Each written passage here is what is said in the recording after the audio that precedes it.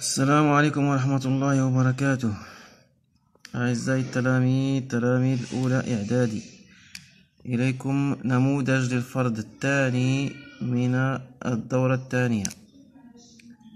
Restitution des connaissances. Répondre par vrai ou faux. On utilise la loupe à main pour faire des observations de détail sur le terrain. نستعمل المكبر اليدوي من أجل ملاحظة دقيقة لما يوجد في الميدان. Équidistance. Il s'agit du symbole de couleur qui aide à lire la carte. Les produits de l'érosion chimique sont des éléments dissous. Érosion mécanique est la transformation des roches par l'acidité des eaux.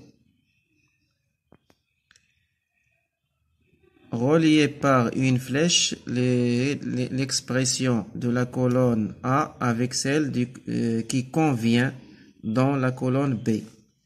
La colonne A.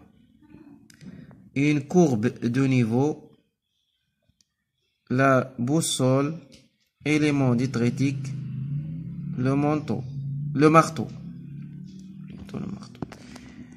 Colonne B. C'est un outil indispensable dans la sortie géologique. Est une ligne fermée reliant les points de même altitude. Utilisée pour casser la roche et extraire des morceaux. Produit de l'érosion mécanique. C'est déterminer les principaux agents d'érosion mécanique sur la roche.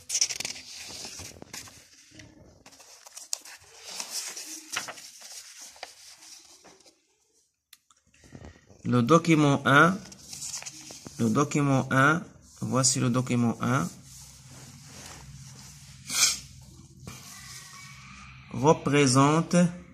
le document 1 représente un extrait de la carte topographique d'une région donnée.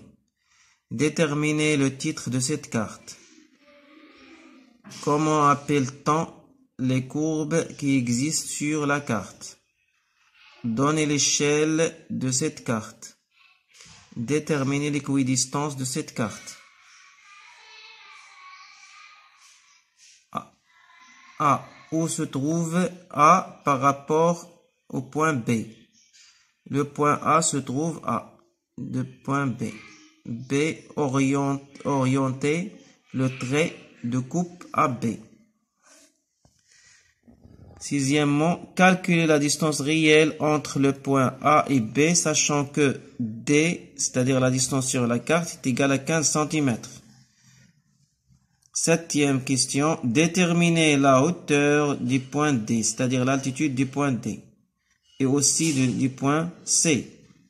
Comment peut-on savoir qu'une roche contienne le calcaire? Tracez le profil topographique AB.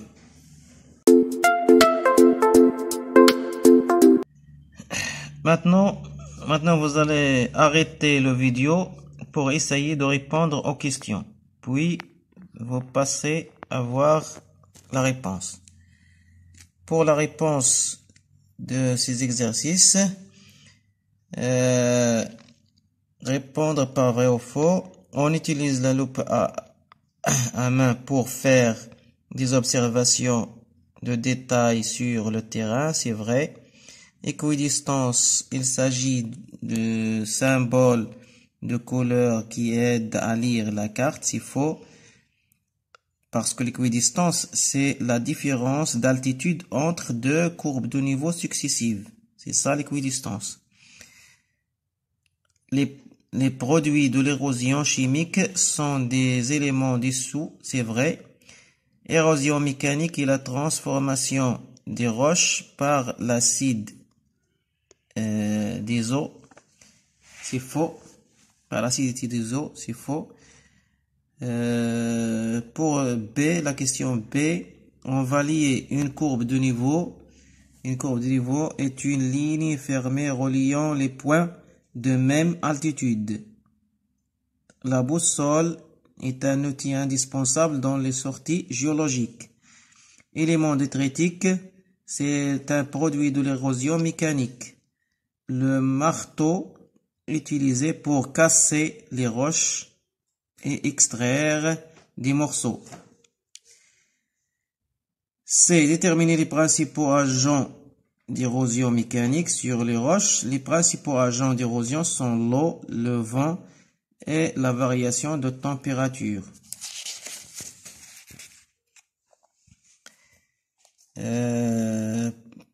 Déterminer le titre de cette carte. Carte de région de Tafourelt. Comment appelle-t-on les courbes qui existent sur la carte? Ce sont des courbes de niveau. Donnez l'échelle de cette carte. E est égal à 1 sur 20 000. Déterminer l'équidistance de cette carte. C'est 90 moins 80 mètres, ce qui va donner 10 mètres. Donc 80 moins 70, c'est 10 mètres. Donc la différence d'altitude entre les deux courbes de niveau successives est 10 mètres. 10 mètres. Où se trouve A par rapport au point B? Le point A se trouve à l'ouest du point B. Orienter le trait de coupe AB, c'est ouest-est. Calculer la distance réelle entre les points A et B, sachant que D est égal à 15 cm. On a E, l'échelle, qui est égale à la distance sur la carte sur la distance réelle, ce qui implique que la distance réelle est égale à la distance sur la carte sur E. Application numérique, D est égal à 15 cm sur 1 sur 20 000, qui est égal à 15 cm multiplié par 20 000, qui est égal à 300 000 cm, qui est égal à 3 km.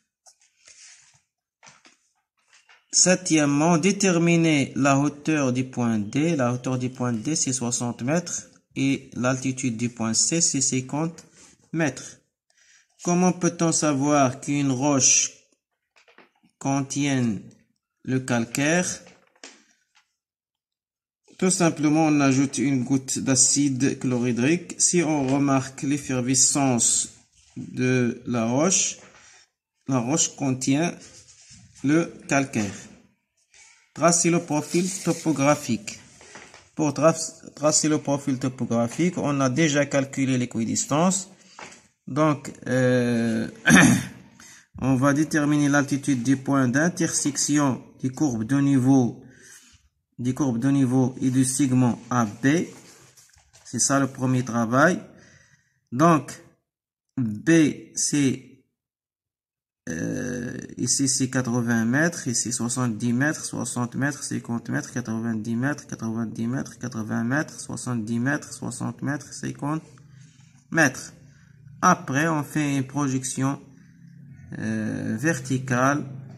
Après avoir tracé l'axe vertical et l'axe horizontal et choisir une échelle d'altitude, on va faire la projection des points et on va lier ces points par un trait, ce qui va donner un profil topographique.